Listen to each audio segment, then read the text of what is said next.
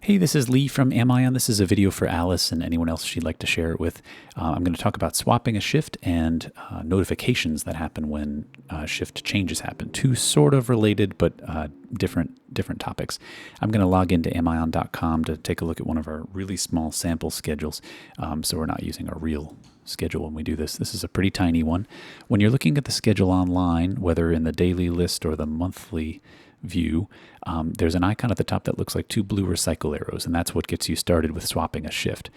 If I click on that, there's a spot where I have to identify myself as a specific staff member, and if I don't know my personal password, which most folks won't, I can click the link below and then choose my name, and the system will actually email me a personal password. So if I'm L. Sylvester, it sends me an email, and a moment or two later I get this email. The email that comes out has a link in it, so people don't necessarily have to remember their personal password. They can just click the link that the system sends them.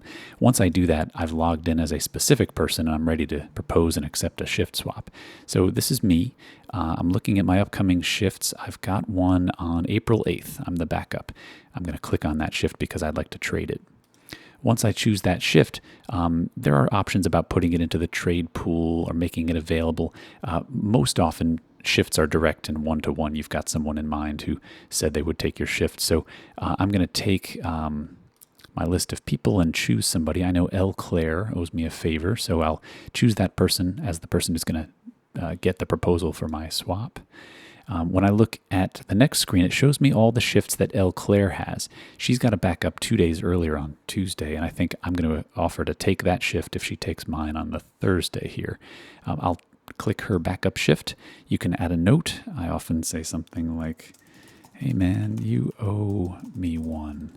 That note comes along with my request and all the details. So the next thing that happens is an email goes out to the other person, and the email looks like this. It's got a subject line that explains sort of what's going on. Can you cover this shift? It's got my note that I added.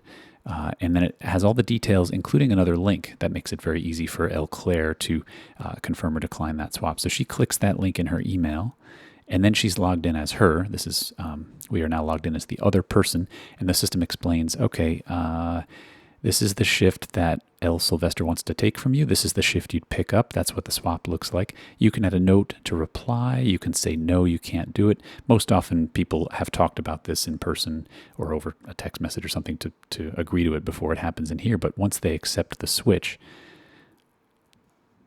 the system is updated. In this case, on this sample schedule, we require approval from the scheduler. So an email is also going to L. Sylvester and to Lee at Amion. It's a little bit confusing because I am both of those people, but the schedule admin, the scheduler, has to approve this swap before the swap happens. That's an option you can turn on or off. If you trust your staff to swap shifts with each other and agree and not get into trouble, then you can just turn that approval feature off, and once they agree to the swap, the schedule changes automatically and you're all set. And that's all there really is to it. It's that easy. On the other topic, in the schedule editing program, the on-call program with the gray background, under the window menu and calendar subscriptions, there's an option to set up schedule change notifications. This is a pretty handy tool if you want people to get an email anytime they're involved in a change.